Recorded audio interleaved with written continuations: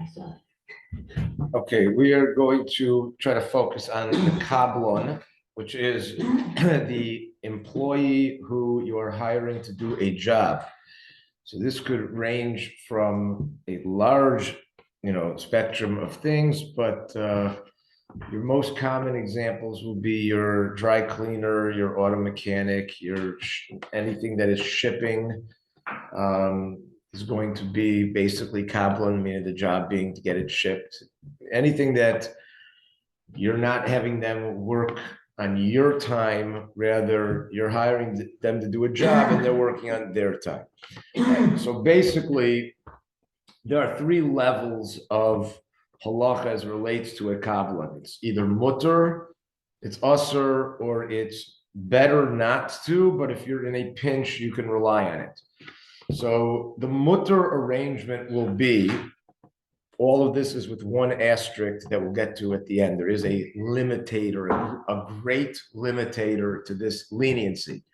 But the basic leniency will be anytime you hire someone to do a job and they have enough time to do that job in legitimate business hours without crossing, working on Shabbos, then that arrangement is mutter. Okay, so if you give a job to any kablin and you tell the kablin, I need X job done, as long as you have given him enough time to get the job done on normal working hours without working on Shabbos, the arrangement is permissible. Not only is it permissible under those terms, but even if he would tell you that he's working on Shabbos, you would not need to tell him don't. You wouldn't need to tell him anything. You would tell him it's none of my business. You could do whatever you want.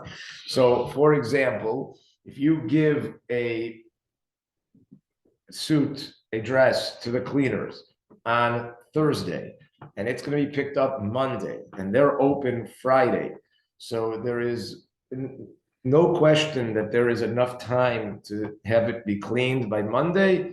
It's mutter. If they tell you, we're going to get to this on Saturday, that's your business. It's not my business. Similarly, if you go into a mechanic and drop off the car an hour before Shabbos, but you'd agree to pick it up in the middle of the day or the end of the day on Monday, so the arrangement is mutter. It makes no difference when they do the work. They could do the work on Shabbos. They might not do the work on Shabbos. It just doesn't matter. If you've given them enough time, then it's permissible. Using the shipping arrangement. So if I'm going to ship something and I'm shipping it on Friday and it is supposed to arrive on, it's supposed to arrive on Monday. So they are able to do it whichever they can ship when they want. You don't need to find out when they're shipping as long as it's within the time frame that it could work. Okay, so that's allowed. We'll get to the overarching limitation in a minute, but let's draw the contrast, and then once we get the three levels, we'll be able to put it together. What's not allowed is anytime you give a kablin a job and it is impossible for them to do the job without working on Shabbos. So then, even though you have not told them to work on Shabbos, in so much as you've told them to get a job done, and the time is theirs and not yours, but by the mere fact that they can't get the job done without working on Shabbos, it's as if you have told them directly to work on Shabbos, and that is not allowed. So if you drop off the car Friday afternoon, let's say on a short Shabbos like this, you drop off the car at 4, and let's say they're open till 6 on Motzi Shabbos. Let's say make it 7 to make it easier. They're open to 7 on Motzi Shabbos. So to pick up that car at 6, dropped off at 4:30, and it's a 3-hour fix, there is no possible way for them to get it done. That's an usher arrangement. Even if, again, it's a kablin, it's the same kablin that had you dropped it off earlier in the day, they're still going to do the work on Shabbos. The difference is you have not given them the opportunity to possibly not work on Shabbos. So even though it's not your time they're working for, it's their time, but since you've effectively told them to work on Shabbos, it's usher. That's why a Saturday delivery is going to always be a problem. Because anytime you ship something or you order something for Saturday delivery, so then you are effectively telling them to deliver it on Shabbos, which means you're telling them to do a malacha. Usually the malacha will be caring. That would be the most likely case. It could even be more than that. It could be tchum issues also, depending on how the shipping places are set up. But that becomes a problem. In contrast, which we've discussed before in other contexts, if you set up a situation where they're telling you they will deliver in 2 days or less, and you order it on Thursday, so as long as they could get it on Friday, and that's a possibility, so that will be okay. Especially if it's not guaranteed. If it's not guaranteed, then it's not that it's a suggestion. So the USPS, which does not guarantee anything other than overnight delivery, but they don't even guarantee that anymore. So anything that you order that is 2-day delivery, 3-day delivery, that is a suggestion. That means they're going to try to do that, but in no way are they bound to do that. Therefore, it is not as if you have told them they must do it by that time. At that rate, it's up to them to now decide. The only thing that is going to be a problem right off the bat is going to be your Saturday delivery, where you are effectively telling them to deliver it on Saturday. Now, one could use the following leniency, especially in the winter. If the day's delivery, we get mail now constantly after dark.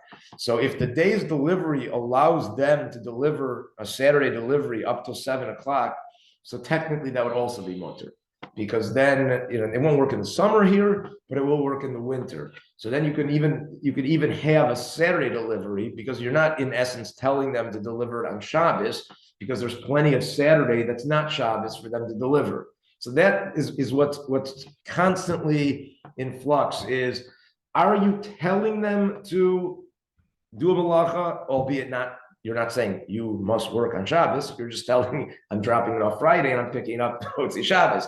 As if you've told them that. That's going to be a problem. When you give them time, it's going to be mutter. Those are really the easier cases. It's the middle case which is trickier. So if I just ordered from Sam's Club, and they're like, okay, you've got 4 things, 3 of them are gonna come 2 days, and one of the things is gonna come on Saturday. So you have to know how Sam's Club works, which would mean to say, when they say it's gonna come on Saturday, that's guaranteed it's coming on Saturday, or guaranteed it's coming before Saturday, or we think it's gonna come on Saturday and there's no guarantee at all? If it's anything other than it is coming on Saturday guaranteed, then you haven't told them anything. They are the ones who are deciding when to deliver it. The only problem is, so that's for sure going to be okay. The only problem is, and it's not true anymore. I don't know when it changed, because it was true sometime more than 5 years ago. But in order to get UPS to deliver on Saturday, you'd have to specify Saturday delivery. It's not true anymore. They will deliver for their own convenience on Saturday now. So it's much more lenient. Them telling you we're going to deliver on Saturday, automatically, if you don't tell them when to deliver, so that's going to be fine, because they told you. The problem is when you tell them, click on 2-day delivery, and it happens to be Thursday. So if that is a guarantee 2 days and not within 2 days, then you're running into the problem of that's really just a fancier way of clicking Saturday delivery, because that's what you're ordering. So that's where it could get problematic. but it's only going to be when you initiate and where it must be done in that specific time frame. And again, in the winter, you might not even have a problem with that. Oh, so like Amazon, if it says it'll come on Saturday, that's not a problem because you're not saying I'm. Right. Now I'm assuming, again, I'm not very familiar with Amazon, but I was under the impression that you choose next day, 2 day, or is that true? It Some and some. Usually, you just look at it and it'll say this order will arrive on Friday. That's, Or yeah, they'll say, but then sometimes they'll email you and say, it's coming early and it comes Friday. right. You So know, again, anytime they are setting the time frame, it can never be a problem Okay. because they're doing it. The problem is when you choose something. So I know in the post office, which I'm more familiar with. So priority mail, depending on zones, it's not even distance. It happens to do with its proximity to a distribution center, a post office. So it's either 2 days or 3 days. But again, it's a joke. I mean, it's suggested. It could be 4 days. It could be 1 day. That all depends on how much postal traffic is. So it's. Priority mail will usually arrive in this amount of time. So you're not telling them anything, they're not telling you anything. It's fine. The old UPS system where you click Saturday deliveries would be a problem, at least in the summertime. Here, where you're telling them how many days, so you just have to know what that really means. And anytime they are telling you when it's delivered and you didn't ask for anything, so that's their business. They deliver whenever they want, and it's up to them. Right.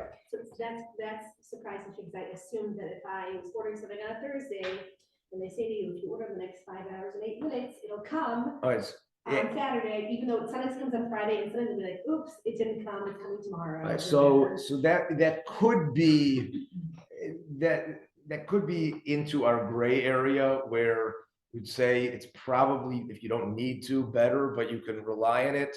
It's not exactly the same thing as the gray area, which will explain how it works, but it's conceptually similar. So the gray area is going to be when there is enough time, but it's not being done. So what does that mean? So I'll give two examples, one more extreme than the other. If I have a mechanic, who works Saturday but does not work Sunday, and I drop it off immediately before Shabbos, and let's say it's a time of the year where the Shabbos ends at 7 p.m. So the mechanic closes on Shabbos at 6.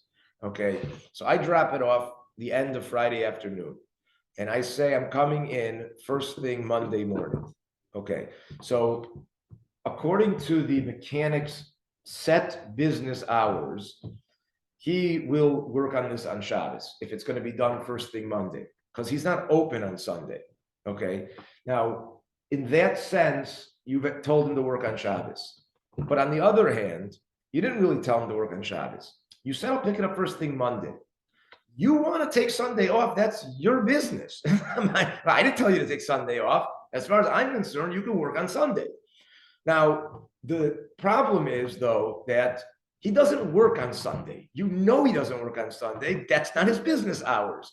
So that becomes what we'll call the less extreme, meaning it'll be easier to be lenient in this case, because the whole idea of Kabbalah is you've given him a job and he's choosing when to work. So this is just an expression of his decision. The only difference between this and a regular Kabbalah would be he's told you in advance what his working hours are. So you have a little better clue when he's going to work. But for example, if he was open on Sunday and he said, look, your car came in this order, I'm going to get to it Shabbos afternoon, you would not have to tell him to don't do it until Sunday. As long as you say I'm picking it up Monday, that's his business. So the only thing that changed is he's not open on Sunday. So he told you that, that's all that changed. So instead of telling you that he's working on Shabbos, but he's open on Sunday, he's telling you, well, he's not telling you anything. We know he's working on Shabbos because he's not open on Sunday.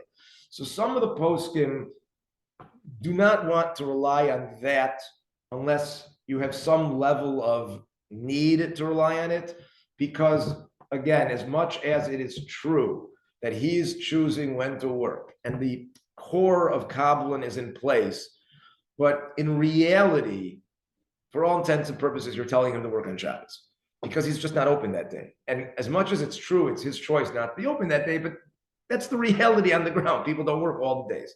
Okay.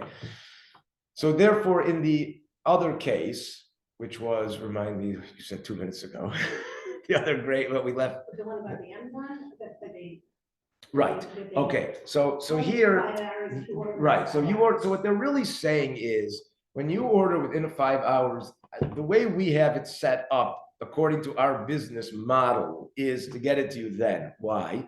Because it's really too hard to get it to you earlier than that. Of course, we could drop everything and do it, but that's not really what we do. And although it's possible we'll get it to you later than that, but that's really not what's going to happen. So it's better because when everything's said and done, you didn't ask for 2 days. That's just what they do. Although it did say that if you order in this time, you'll get it. But I mean, they told you that. What are you gonna do? Wait 5 hours to order? I mean, you want to order right now. They're the ones who told you if you happen to order it right now, you'll get it on that day. So it's really coming from them. But that being said, it's Shabbos. So it's mutter, and it would be mutter to do that. It's probably, it's even less of a issue than the store that's not open on Sunday and you're picking up first thing Monday, because you're being far more initiative of the situation.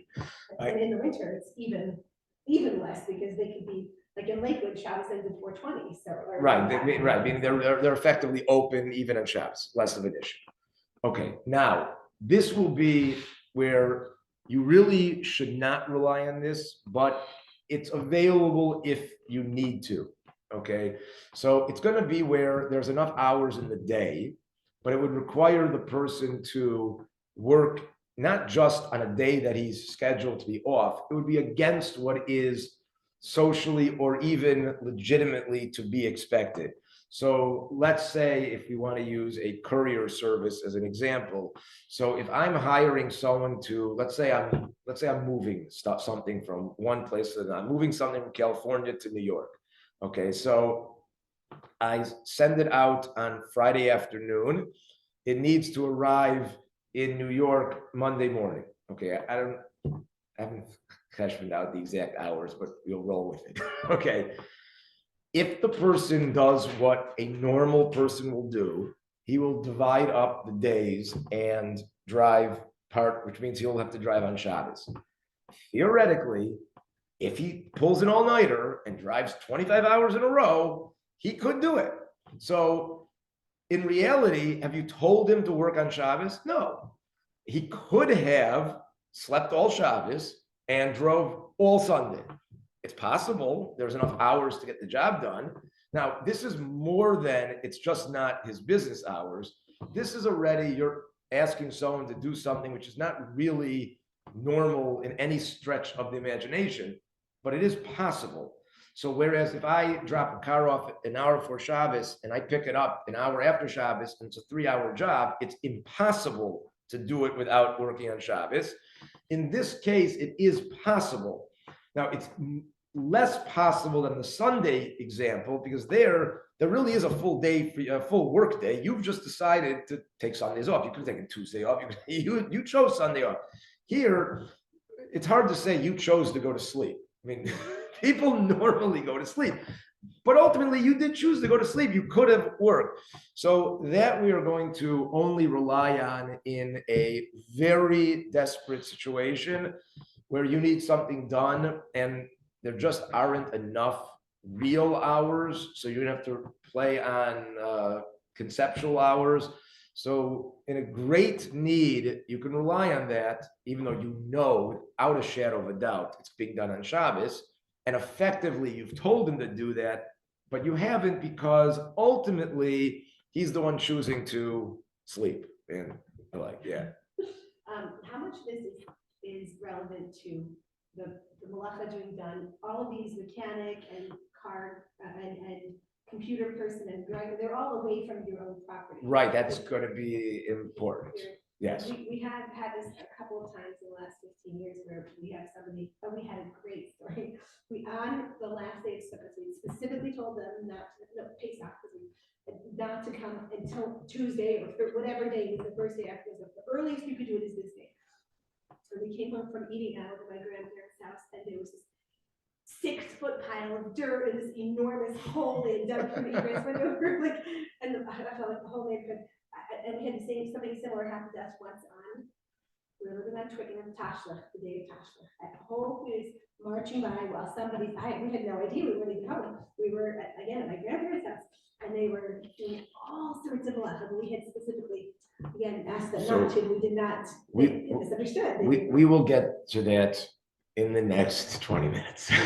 Okay, so, all right, so that is it's really the next thing. All right, so to sum this up, Kablan is lenient because he's working on his time, not your time. In order for it to be mutter, you have to give him enough regular working hours to do it. If you don't give him enough actual hours, it's usher. And anytime you have given him enough conceptual hours, but not practical hours, so you really shouldn't rely on it. If you need to, you can have leniency. Now, where I thought you were going with what the malacha is yes, it will make a difference because we already know that if it's a durabanan that he's doing, so then there are a set of leniencies that could supersede any problem. And if it's a deraisa, there are less leniencies. But we noted, for example, in the shipping, the next day Shabbos shipping, which would be usher, because you're telling them to deliver on Shabbos, again, assuming summertime for sure. But if it's an Amira Amira and a Hefsid Meruba, so let's say you put the two things together, so it wouldn't matter what they're doing relative to the material that we did before this, which are when will we push aside the rules because of it's a double derabanan or it's right. That all works within there initially being a problem, which is you told them to work on Shabbos. If you didn't tell them to work on Shabbos, then it's not a problem. Okay. There are two major limitations to this leniency. Okay, and they are use two Hebrew words which are not going to be unfamiliar, but one is Maris Ayin and one is Zilzul Shabbos. And they are not the same thing, although many times the same act, which is Maris Ayin, will also be Zilzul Shabbos, but not necessarily. So these are the two great limiters to Kabbalah. So to make this as clear as possible, I hope, Maris Ayin means that you are doing something which is actually permitted, but someone viewing it can't tell that it's permitted. They will think it is prohibited. Okay, now, if it was actually prohibited, it wouldn't be Maris Ayin, it would be usher. So you have to, it has to be a case where what you're doing is actually allowed, but there's Maris Ayin involved because it doesn't necessarily look that it's allowed. Okay, so for example, going backwards, let's say we're dealing with our Saturday delivery. Okay, so we said, let's pretend there is a concept where you have to click Saturday deliver. They will not deliver on Saturday. They don't work. They work 5 days a week unless you pay for it. Okay, let's say you buy something with Saturday delivery. You don't click on Saturday delivery. You don't want it to be delivered on Saturday. The company tells you that for whatever reason, you clicked the next Monday because you couldn't do it Friday. They said, for whatever promotion it is, whatever favor they're doing for you, we're going to deliver it on Saturday.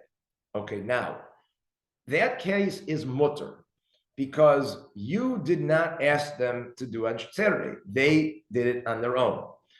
But it's going to be Maris Ayin because I see the thing delivered on Saturday.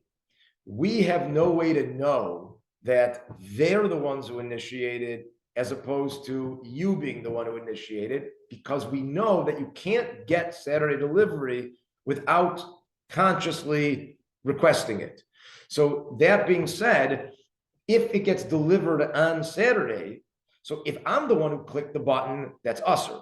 If they're the ones who decided it, it's marzayin, because the average person has no way to know that I didn't do it be'isr. Okay, so that's really how it's working. So all marzayin cases are, you're doing something that's okay, or I should say better, something okay is going on, but it doesn't look okay, and therefore you have to stop it. Now, in Kabbalah, there is a debate whether or not marzayin is going to exist by most Kabbalans other than the example I just gave. For example, if to choose Kabbalans and the like, so the only problem with a Kabbalan would be that you told them to come on Shabbos, okay? But if most jobs work where everyone realizes that the people choose their own times, you never tell them when to come and when not to come. So you could argue that there shouldn't be a din of marzayin. So for example, if the gardeners would show up, okay, so gardeners are kablanim, they don't work hourly, even if they charge you for the amount of time it takes. They don't work hourly, they work, you've agreed what they're gonna do, mow the lawn, trim the hedge, whatever their checklist is. They will come when they want to come. Okay, they tell you when they're coming. I don't think, in my experience, that you tell them when to come. They tell you when, you tell them when not to come. But they'll tell you when we're coming. And everyone knows that's how it works. So if the gardener shows up at your house on Yontif, on Shabbos, okay, more likely to be Yontif because they're in the week, then you could argue that it's not marzayin. In contrast, if the furniture delivery truck shows up at your door on, we'll call it Yontif, just because it's less likely to deliver on Shabbos, it could be they chose the delivery day, but it could be you chose the delivery day. So that for sure is going to be a marzayin issue before we get to the other Zilzal Shabbos issue, because the onlooker really doesn't know how it was arranged. But you could theoretically argue when it comes to certain professions that everyone is well aware that they come when they're good and ready, and you don't tell them, for example, to my understanding again, if you're hiring like a roofer or something, you will not tell them the hours that they're coming. They're going to come, that you're going to schedule them. They're going to come when they might tell you in advance we're coming, but you're not making their schedule. They're telling you. Now, assuming everyone knows that, then there shouldn't be a marzayin issue, because it looks, well, it is mutter. You didn't tell them when to come. It's for sure is mutter. And no one's going to think you told them when to come, because nobody tells them when to come. And that's just not how it works. Okay, but there's a second problem, which is Zilzal Shabbos. And Zilzal Shabbos basically is any activity that is going to disrupt the serenity of Shabbos.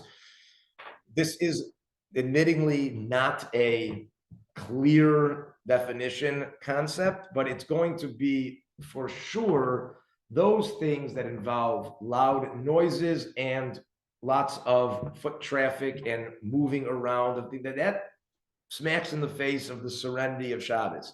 So even if you would argue that the roofer is not marzayin, and I basically, again, the premise here is there's no such thing as hiring a roofer to come on Shabbos. It's just that there's no such thing. If there was, then automatically they couldn't come on Shabbos, because someone might think you told them to come on Shabbos.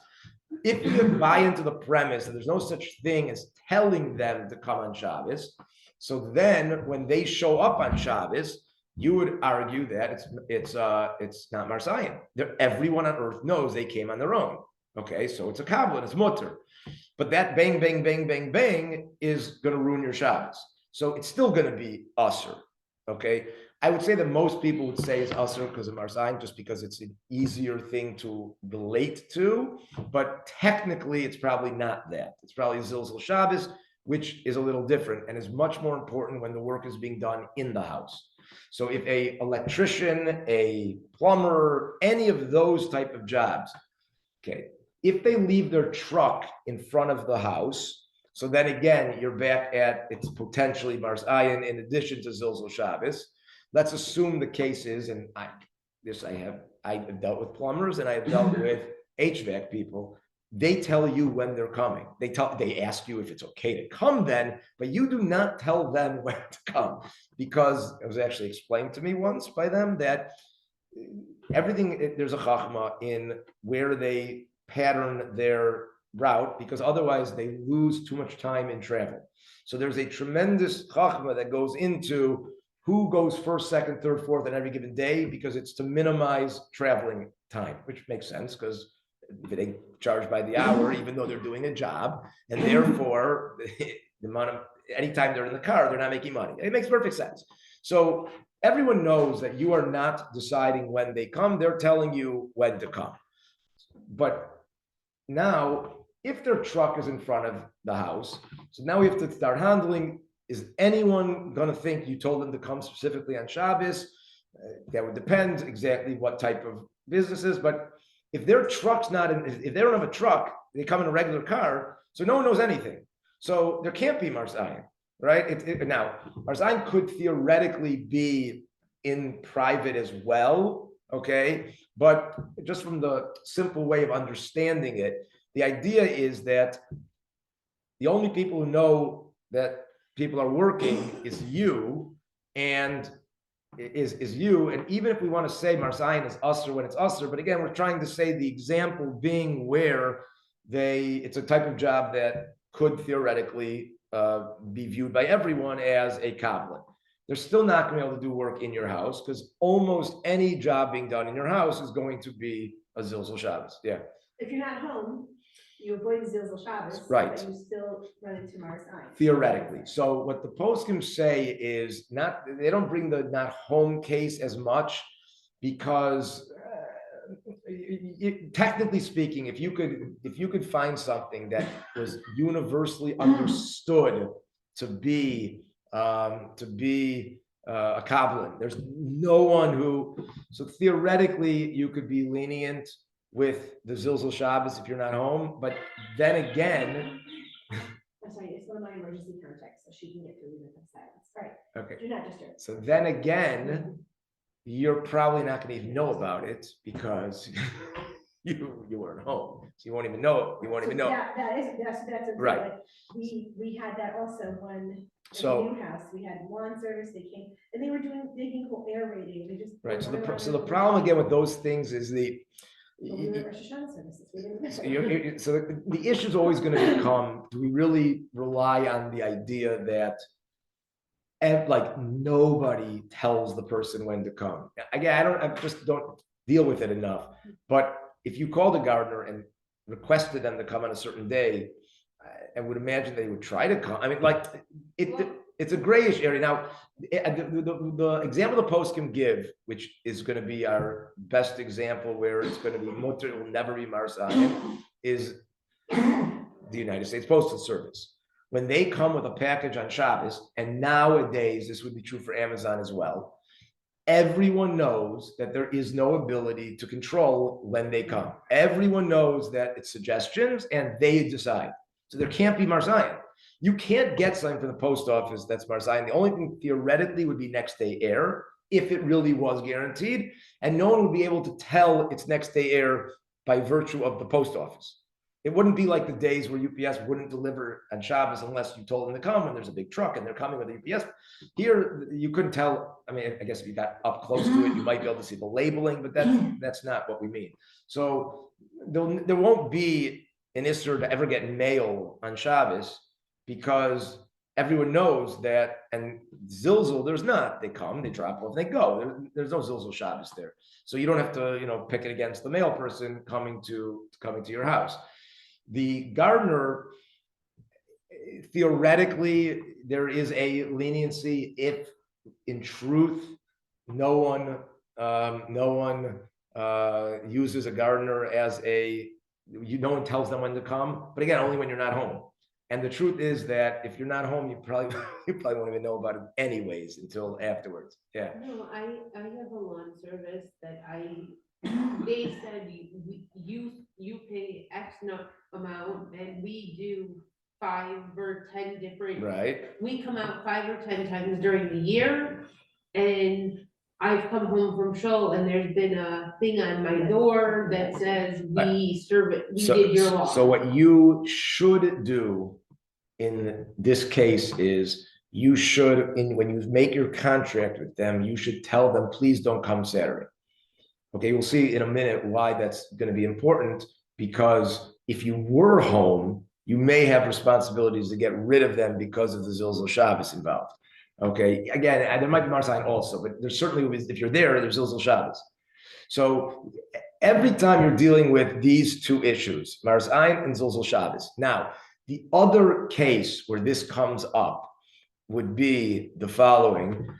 If you have, anytime you have a property, anytime you own land and everyone knows it's your property, so you really can't have work being done if that work could theoretically be a told to come on that day type of job. Anytime that it could, because it automatically be Marzayin. But there is some leniency is if your place of work is not around, it seems to be there are some who are concerned about Zilzal Shabbos in general. So if there's a Jewish neighborhood, it could be a problem to have them because you're Zilzal Shabbos in the neighborhood. So that might, but if you would have a hotel, a property out in no man's land, meaning there's no Jews there, and it was a type, because Marzayin is not going to matter if actually someone sees it or not, it's the activity is a problem. But if you would have something like a roofing job that everyone knows in the industry that you don't tell them when to come, they decide when to come. That's just, everyone knows that. And there are no Jews who are going to see this. No one's Shabbos serenity is going to be affected by it. There is room to be lenient. But you got to check both boxes. The Zilzal Shabbos is easier because if there are no Jews around, there are no Jews around. The Marsayin, you just have to know which jobs are, everyone know. You have to talk to people in the know that everyone knows that you don't tell them when to come, they come on their own. And then it could theoretically be mutter. Practically, all these things are going to be a problem if you know about it, because they're all going to be Zilzal Shabbos / Marsayin. The delivery truck, maybe Zilzal Shabbos, depends how much they're doing and everything, but it's almost always going to be Marsayin as long as there is the potential to tell them when to deliver. Again, more relevant to a yontif and a appliance or a furniture delivery, where usually you do get to tell them at least a window of when to come. And then most of the on-site jobs are going to be Zilzal Shabbos issues. The one Marsayin issue that could get you that's not a Zilzal Shabbos is if you would have a vanity plate or something where I happen to know someone in Chicago who had a Torah, T-O-R-A-H, that was his vanity plate. So if any vanity plate, and I would go as far as to say, if you have bumper stickers that are clearly Jewish, so it could be a problem to have left your car at a mechanic who the cars are parked, in the mechanic area in view of people. It doesn't have to be in view of Jews, it'll be in view of people, right? Where it could, because then it definitely could be that you left it on Friday and said you're picking it up Tuesday, but it definitely could be you said you're picking it up after Shabbos. So then you'd have Marsayin again. Again, if you told them that you're picking it up after Shabbos, it's not Marsayin, it's Usr. But if you said you're picking it up Tuesday, it's mutter. But it looks like, because it could have been that you told them to pick it up right after Shabbos, and everyone who would see it sees that a Jew is having his work done on Shabbos. So this would be a reason not to have Torah vanity plates or Jewish bumper stickers on your car. Now, if you go as far as to say that a 15-passenger van would be, so I'll tell you no, because when we bought our first 12-passenger van, and this was in the Chicago metropolitan area, so I was asked 2 or 3 times by different people, so which church are you buying it for? And I said, no, I'm buying it for my family. That's just what you could. That causes all kinds of issues. No, carpool, them and their friends, but so that's not going to be Marzayin. But theoretically, if the car is noticeably Jewish. Now, there's no Zilzal Shabbos because it's on the mechanic's ground. The assumption being that the mechanic is not in the heart of any neighborhood for them. It's probably in a more of a public area. But you could theoretically have Mars Ayin in that scenario as well. So Mars Ayin is never the responsibility of the person looking? It is not the responsibility of the person looking. It is the responsibility of the person doing. And generally speaking, it doesn't matter if a Jew will actually see it or not. It's whether or not it is Visible Jewish. Yeah, whether it's visible, period. I mean, really, the question is, does the mutter act look usher? Taking out of the mirlach, and just to give one of the ones the Gemara uses, if I walk home in a rainstorm and then I put my coat on a lawn back in the day when they did laundry on lines, and I would hang it on a laundry line, that would be usher because it looks like I laundered on Shabbos. Now, if I did launder it on Shabbos, it would have been usher. I didn't launder it, I got rained on. But by hanging it in the laundry, now, to take that a step further, most poskim say that if you got your clothes wet in the rain, you should hang them up in their regular place. You should not hang them in a place that you would hang something that you wash. So if you would have a place in your house that you hang wet laundry, you really should not hang it up there. You should put it back in the regular closet where you'd hang it regardless, because it's in your house. No one's going to see it. The Marzain is the act looks bad because it looks like an Isser was done. So even if you just came back from the rain, don't put up your laundry rack, your drying rack from the laundry room, but sometimes maybe you left that by mistake. Don't use it because we use it in our house, we use it all, not every day of the weekend. But frequently there's laundry that needs to be hung dry and laundry. Right, so you should you should better to hang that up in the closet regularly, even if it's going to drip on, whatever. The question becomes hanging it in the bathroom. So if you hang wet clothes in the rain in the bathroom, but you would never hang your laundry in the bathroom, then that wouldn't be right. I mean, the case in the halakha is lions because that's how they dry things. They air dried everything. It works in different climates, but that would become the problem. You got wet in the rain, you can't air dry it on Shabbos, even if it's only visible to your backyard. That's the idea, which is why people mistake this a lot, where they can't get a soda or a pop from McDonald's. Well, why not? I don't know why not, because what did I do? I went in, I bought a pop. Well, the act I did is mutter. So what did it look like? You know what it looked like? That I went to McDonald's and bought a pop. That's what it looks like, and therefore it's mutter. Okay. Now, to sit down in McDonald's and eat my own food, which you're not sure they won't let you do, so that already would be more problematic in that now I'm not doing anything wrong. If I was eating McDonald's, I would be wrong. I'm eating my food in McDonald's. So then you could start arguing, well, maybe it looks like you bought from them and you're eating McDonald's food. Maybe, I don't know.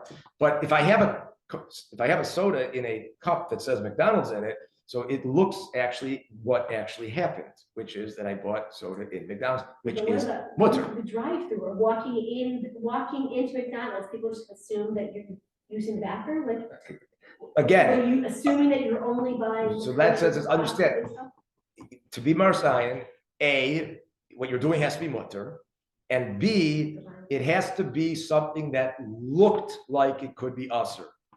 Going into McDonald's is not usser, period. It's not an usser act. So it's not an issue. Now, eating in McDonald's would be the best you could get, because that would be the act that is mutter, but it looks like you're doing an isser. Because generally speaking, McDonald's doesn't let you eat unless you bought their stuff. Except if it's a pop which is clearly a pop. So, So in theory, so I'm saying, like, there's this Benoni thing, which is like a food court, which has like six restaurants. So that's what he called. So there you'd have to know. Do people ever bring in their own food? Yeah. Right. That would be the issue. If you're allowed to bring your own food, then it's not a problem. Because then now you could say, well, of course it's mutter, and therefore, but it looks bad. It doesn't even look bad, because it's not the shot that someone might, like, again on Shabbos, if you see the car there, So I actually had it be on Monday, but who knows that, right? But by the same token, if the food court is available to outside eating, so then at that rate, you haven't done anything, because there's no, as much as I can assume, there's no reason to assume it came from the store as opposed to your own. There's nothing compelling one way or the other. From a sensitivity level, I know that some people have an issue with that, but it probably would also be allowed. But if it was a situation where it was only for that restaurant, so besides for trespassing, which could be could be that it's a gezel issue, they don't really allow you to use the table. But beyond that, then it might be also possibly a marzayin issue if you're eating there. If you're sitting there on your phone, so, whatever, schmoozing with someone, so again, it might be trespassing also, but it's not going to be marzayin unless marzayin is on the trespassing, but then it's not marzayin because they're actually trespassing. But so, that's how it plays out. So you just have to know, and then we get back to the Koblin case where, again, everyone knows it was done by heter. So it's not a problem, which is what I would probably say in the case of the food court. Everyone knows you're bagging your own lunch, and what I wouldn't do in that case, if you want to be machmer, I wouldn't buy a kosher food from the company and eat it out of their food bag, because that already is marzayin. The drink is not, because they don't sell not kosher, at least to my knowledge. They don't sell not kosher, or they certainly don't sell not kosher drinks because they're McDonald's. They're selling the same drink that you get in a kosher. So the drink, it demonstrates what it is. To buy a kosher, I don't know what would be kosher, but let's pretend there's something there that's objectively kosher in the food department. That would probably be a bigger problem to buy and then eat, because there, you did it okay, but there it really looks like you bought treif. They used to sell frozen yogurt, the country's best frozen, TCBY. Yeah. We used to have a kosher franchise here. And then McDonald's picked it up, but we didn't go and buy it for Right. and we didn't ask anything about the texture. How would it come? It would come like in a soft serve bowl or cone. Oh, of their stuff. Yeah, Okay, so you had to go up and they would have a soft serve. I mean, I didn't ever do it. So but that's where, besides all other potential kashrus issues, that could theoretically be also a sign issue. Oh, because like when we were in Vegas, they have a place like Sweet Frog in the mall. Okay. And so we went and got it. Okay. So that's a marzayin issue? No, why? Sweet Frog sells kosher yogurt. In a mall. We're talking about getting. 6 restaurants sells kosher. McDonald's sells in their same container-ish type thing that you buy that they package the French fries, but they package a frozen yogurt in it. Okay. That's where it would possibly be. Oh. Yeah. Okay, but getting a cup, going to. Yeah, I mean, it says what it is. It's from Sweet Frog. It's kosher. Okay. Right. Yeah. Okay. So to conclude, within Koblin, so you have what is certainly mutter, what is certainly usher, what is degrees of less happy. Rabbis are happy with you when it's more and more ridiculous to assume they're not working on Shabbos. But all of that is on the condition that there is no Zilzal Shabbos and there is no Mars Ayin. Zilzal Shabbos will almost always be present when there's work being done on a house. Mars Ayin will be present anytime it is something that could have been mistaken for that you told them to come, which will default into being all jobs until you know specifically that not. But it won't make a difference because not going to be mutter anyways in your house.